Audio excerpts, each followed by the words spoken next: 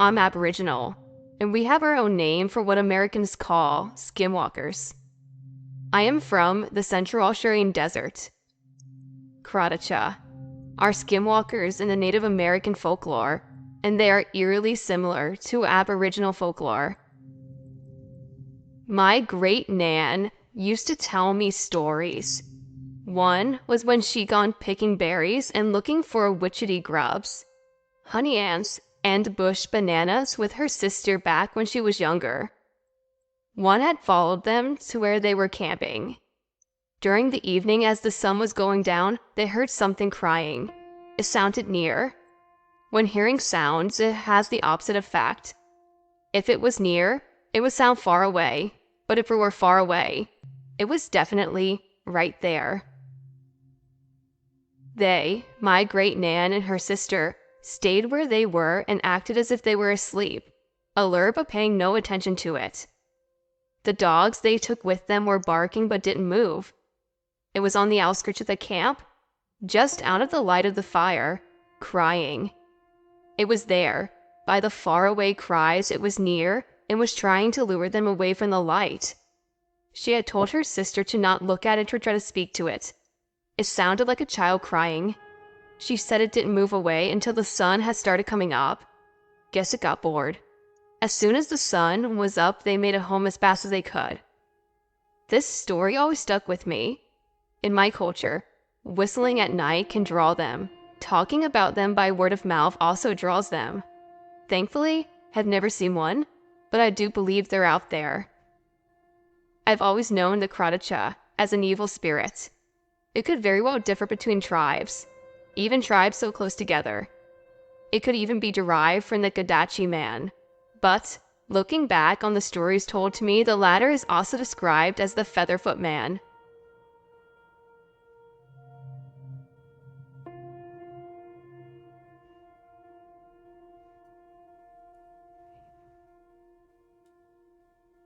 This happened 2 years ago. I was in England with my Boy Scout troop for a weekend in February. Everything was normal, until the second day when it had started to snow really heavily. So me and my 2 friends, let's call them Matthew and Lewis, decided to go and play hide and seek in the snow. I got all my warm clothes on and snuck out, which wasn't that hard because there was a window in our room. When I got out, they decided that I should be on, so I gave them 3 minutes to hide. After that, I ran in vaguely the same direction that I heard them go in. After about 4 minutes of looking, I was about to give up when I heard a weird mumbling noise. I ran over and shouted at the top of my lungs, "Found you?" But, to my surprise, instead of finding a boy wrapped in winter clothes, I found a small, white humanoid crouched over next to a carcass of what looked like a large dog. I quickly jumped up and ran away. I could hear it right behind me jumping from boulder to boulder. Eventually, I could see the hut we were staying in. Then, I did something I wished I hadn't. I turned around, and I saw this thing stand up, and realized that what I had originally thought to have been small was about the same height as me. I could see its big yellow fangs dripping with warm blood, and its eyes were deep red, and behind the door opened it was my leader. I turned around. Mentie was mad and asked me where I'd been for so long, and it turned out that I'd been gone for about a half an hour. I went through with them exactly what had happened, and as expected. No one believed me. The rest of the trip was normal, but 3 months later, I was shocked to find out that the exact same place I had been closed by police after a 12-year-old child had went missing for 2 days, and had been found on a river, totally mutilated. Apparently, his throat had been ripped open, and his intestines had almost been eaten along with half his leg. All I can say is I am never going back to that place again.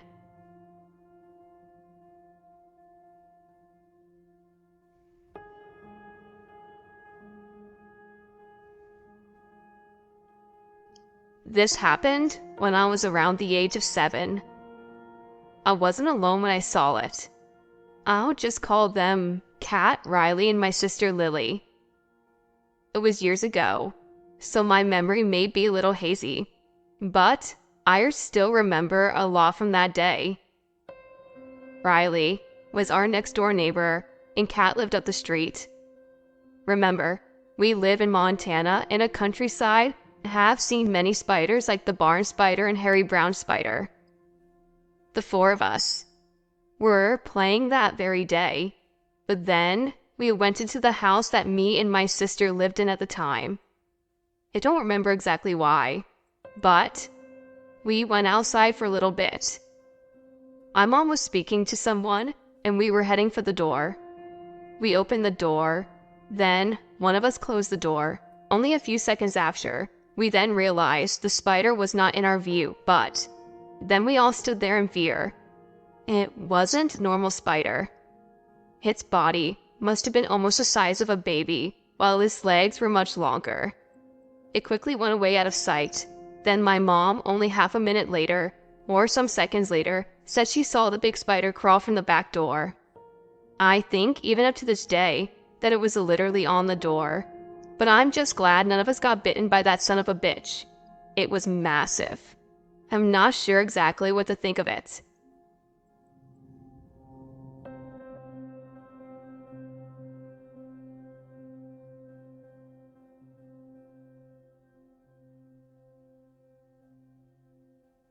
I live in eastern Pennsylvania.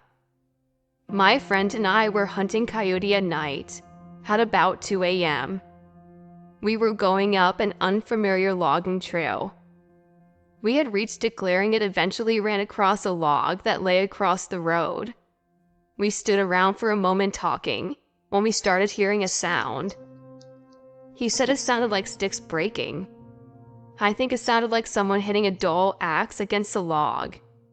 The sound was, by my estimate, 150 yards away. I, being the more experienced one, said it was just the wind, but it was extremely irregular, like one knock every 30 to 45 seconds. It wasn't coinciding with the gust of winds, and it had changed location a bit, but remained in the same area. We also heard the noise a few times off to the side in the trees, and it sounded like it was approaching us, as if two separate things were making the noises. We felt uneasy and began to leave. That is when the sounds all stopped. After that, we left in my car. He pointed out that the witch became deathly silent while the noise was being made, and I pointed out that it stopped once we left. I remember people saying Bigfoot would break sticks to communicate or warn people. I looked up the noise and it's called tree knocking. It perfectly fit the description of what happened to me. Being a skeptic, I would like to know if anything else may have been making that noise. And did anyone else have any similar experiences? And do you think that I ran across a cryptid?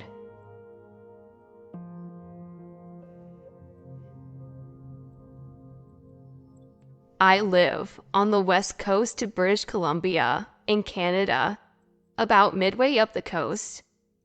I was driving my girlfriend back to her granddad's house, 2 towns over from mine, about a 2.5-hour drive on the highways. I had driven her home and spent the day visiting her family. This town she is from is right on the coast. It's a port city. Not super important, but the point is that I spent the day there and was now getting ready to drive back home. About 25 to 30 minutes into the drive, I'm on the highway that runs parallel to the mouth of the river in one side and the CN tracks on the other. So it goes rail on my left and then the road I'm on and then some sort of mini channel where the river ends. I'm driving, it's getting dark, but I'm not tired or drowsy at all. There are a few rest areas along the road on my right, on the riverbank.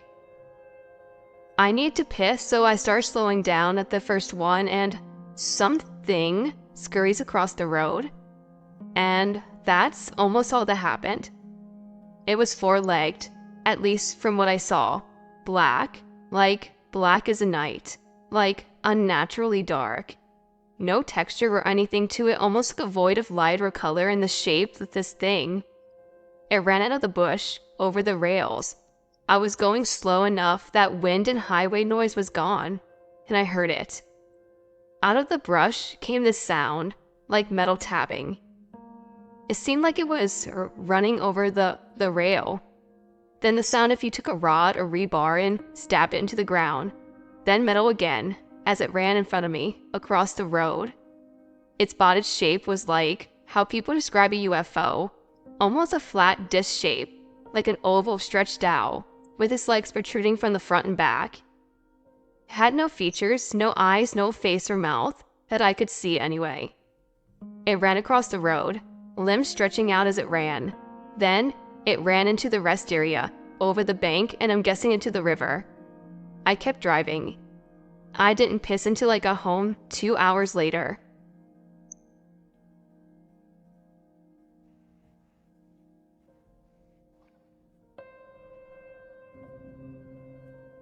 Just to clarify, this didn't happen to me.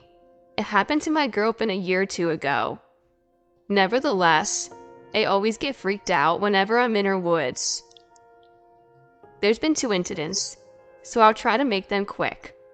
One night, she had a few of her friends over, laughing, drinking, and having a good time in general. They did all their little parties in her dad's garage, which was a few yards away from the house. Beyond the garage was an unkept path that led into the woods behind your house. Across from the garage was an old trampoline that was too ripped up to be able to jump on. They decided to head back in when it got dark. My girlfriend has a big black dog. I'm not sure of the breed, but they definitely knew she was inside at the time. Right before entering the house, my girlfriend looked at the trampoline and saw a pair of bright yellow, shining eyes. Most cat-like.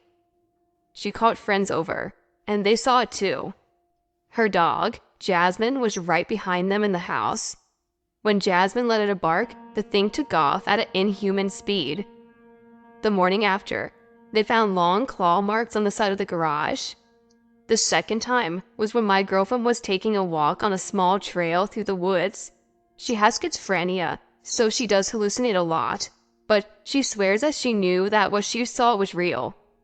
About halfway down the trail, through dense shrubbery, she saw a grayish thing. It was walking on all fours. Its limbs looked twisted, and like it wasn't assembled right, but it definitely looked human to her. She waited for whatever it was to pass before running back home. We never go out to her woods alone anymore, especially at night or without a weapon. She believes her woods belong to wendigos or maybe skinwalkers. She couldn't tell very well. One thing is for certain, something strange is living in her forest.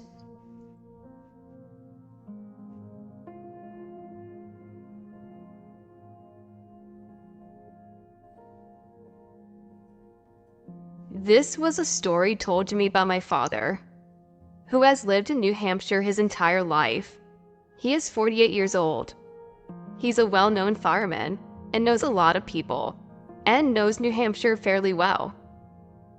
This story he told me reminded me of one of the stories on one of your recent videos, about some big creature spotted by a group of campers in northern New Hampshire. So, my dad grew up in northern New Hampshire in small towns. One thing people know about those areas is that it is haunted. I guess it's a popular spot for people to go to for adventures and stuff as well, to see if they can get any paranormal activity. When my dad was in high school, so about 30 years ago, he was dating this girl that was into adventurous things and was down for doing just about anything. My dad was never fearful of anything, but this story really seemed to get to him. So, anyways, him and his girlfriend at the time decided that a cool date idea would be to go to the Mika mines and explore and see if they could experience anything. On the way there, they took a wrong turn down a long dirt road. This dirt road led to an abandoned sawmill. The sawmill had been abandoned for quite some time and was known for paranormal activity, and also known for cults to go there and sacrifice animals and worship the devil. Knowing this, my dad didn't want to stick around, not because of the paranormal aspect, but he didn't want to be the next cult sacrifice. As he went to do a 3-point turn and leave, the front door to the sawmill swung open and slammed, and out walked an 8-foot tall creature. He described it as alien-like, swaying its huge, red glowing eyes and big black body. He swung his truck around and sped off, still able to see the creature in his rearview mirror. Luckily, he was able to get out of there, but he had no clue what this creature was, and claimed he has never felt that scared before, not even running into burning buildings. He never told many people about it, as he didn't want to be considered crazy. And where he knew everyone in that small town he grew up in, he didn't want to ruin his reputation or his family's reputation. The few people he has told have never seen or heard anything like that creature. No one knows if it was a demon, an alien, or undiscovered creature, or what it was. I know New Hampshire has a lot of forested areas and abandoned older places, so who knows what could be out there.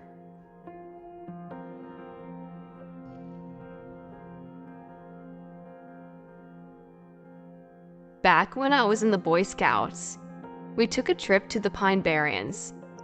I was around 11 or 12 years old. I always remember these kinds of trips to be memorable, with all of the hiking and fishing we would do. My troop and I finished setting up the side around dusk when we started making food for all of us.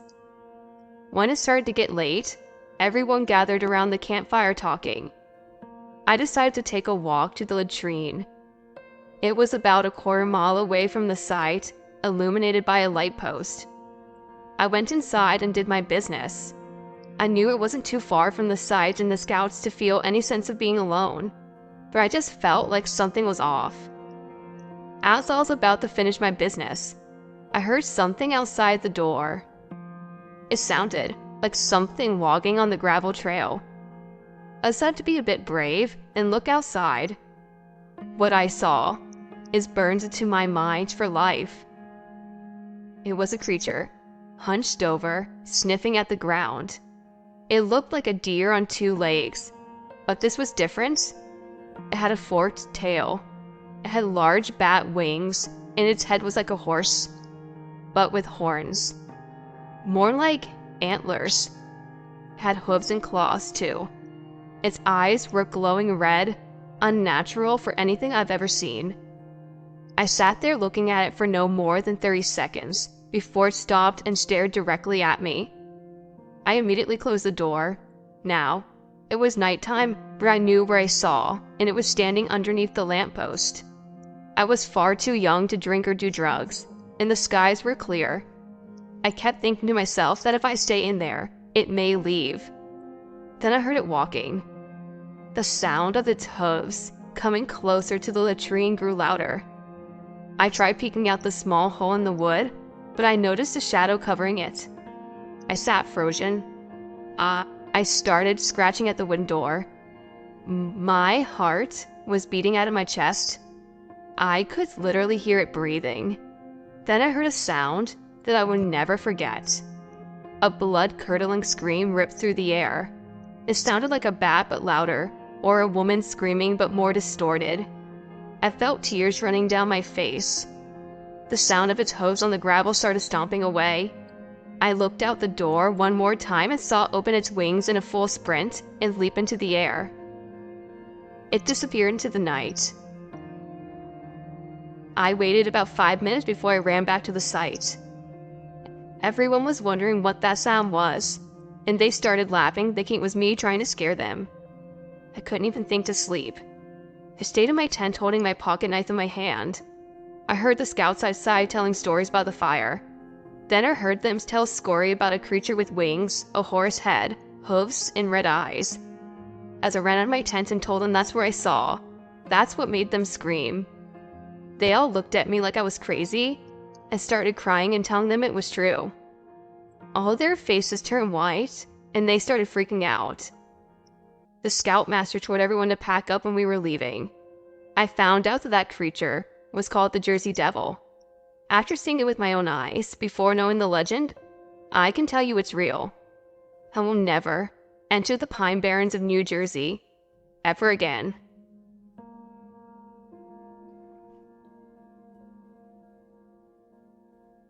This story happened about 4 months ago. And I swear, I'm still completely freaked out. I don't expect you to believe my story, because I can't even believe what I saw for myself. Sometimes, I secretly still hope that what I saw was just a loose branch or some shadow. But I highly doubt it. I'm a 14-year-old male, and every year I go skiing with my family somewhere in the mountains. Usually, we stay for about a week with our camper on a campsite. The campsite is only a few minutes away from the gondola that we used to ride up to the top of the mountain. I know the area very well. We have been skiing there since 2013, so for about 5 years now, and I've never experienced anything like this. Every year, there's a big party and concert, and a mountain at the top of the gondolas. The party falls on the week where we always visit. This is very important for the story. The party is always in the evening, and on this day, you can go skiing until midnight. Usually the slopes close at 7 in the evening. My brother, sister, and I always love this night, because skiing in complete darkness is totally epic. So, like every year, we grabbed our skis and snowboards and head up to the gondola station at around 9 o'clock, 2 hours before the concert started, so that we still had time to go night skiing.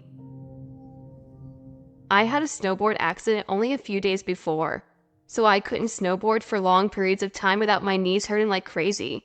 So, my parents, siblings, and I headed up to the station with the gondola. It's already dark outside, but still light enough to see something. I remember rubbing my knee and hoping that I could enjoy the night without too much pain. Up by the station, many people were already gathered, around 200 to 300 people, and some bands were already playing on the big stage. My siblings and I started to head down the slope. I was on my snowboard and my brother and sister on their skis. My parents were listening to the bands while drinking some beer. They didn't plan to go skiing that night. We were skiing for about 1.5 hours, and more people gathered by the stage. My siblings and I took the lift up one last time to be there for the beginning of the concert. About half an hour after the beginning of the concert, I noticed that my knee was hurting a lot. I was tired and stuff, and I was also freezing. My parents offered to take me to the gondola and to go to the campsite to get a good night rest. I agreed. My parents and siblings stayed up on the mountain because the concert was still a few hours long and it had just started. So I grabbed my board and stepped onto the gondola that would take me back to the valley. The trip down to the valley with the gondola took about 20 minutes. There were not many people in the gondolas around me because most people were still up there enjoying the concerts. I got out my phone and started playing some random stupid game. After about 15 minutes on the gondola, I heard a loud thud from the gondola behind me. I looked up from my phone and was completely confused because I was sure that nobody had gotten on the gondola behind me. I turned around and squinted into the darkness. I could see the gondolas behind me, but not very clearly. I had no idea where the thud had come from, or what it was, until I looked at the bottom of the gondola. There was a creature, hanging on the bottom of it. I could only see the outlines of it, so I wasn't sure if it was an animal or a person or something else. I stood on the top of the bench in the small gondola and opened the small window on the side of the doors to get a better look. I turned on my phone flashlight. What I saw then almost made me drop my phone out of the gondola. First glance, I thought it was a coyote, but at second glance, I noticed that it definitely was no coyote. The creature was about as big as a Dane, and was covered in black-gray fur, with patches of fur missing. Its face was completely weird. The snout was way too long for a normal coyote, and the teeth were sticking out, both upper and lower jaws. The eyes were yellow-reddish. The creature was holding onto the gondola with its long, skinny arms. It had long, looking claws. I stumbled back and pressed myself against the glass window. I looked down hoping that I would be in the valley soon, but I had about 5 minutes left. I could already see the station. I kept my eyes glued to the creature behind me on the other gondola. It stared right back at me and grinned. Not a kind of dog grin that you know if it's panting or sometimes looks like they're smiling.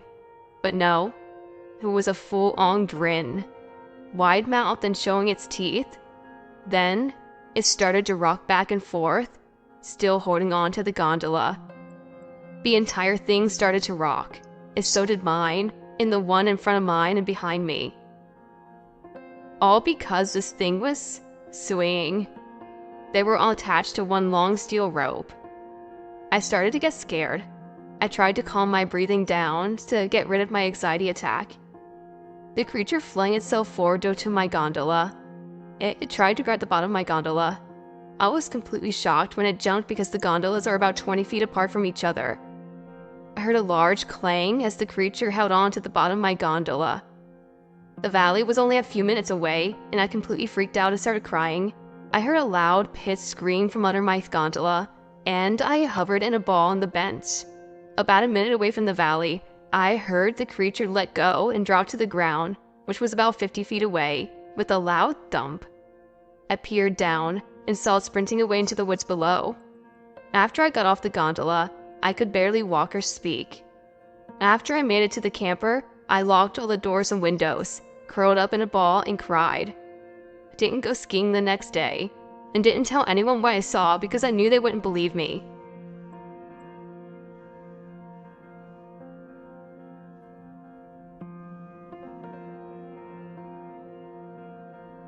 I lived alone, and in this remote location, that we don't have cable or anything, so the only option is satellite TV. It was a humid summer night in July, and the TV was acting up, so I needed to go out and readjust the satellite like usual.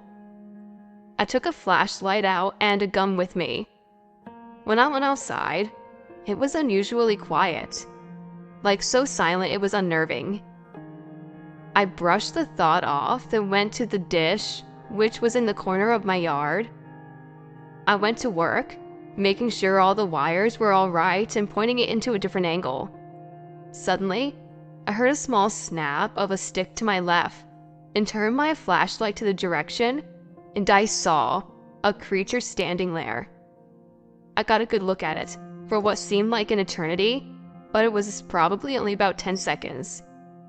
I slowed and backed off and ran back to my house and locked all the doors and windows. The creature wasn't like anything I had ever seen before. When I shone the light at it, the first thing I saw was the head. It has cropped ears that pointed upwards. Its snout was narrower than a bear's and longer than I could imagine on a canine. I could make out large teeth protruding from the jaw. Its eyes were a deep red shade that seemed to reflect off the light as I was pointing at it. The body was muscular and huge.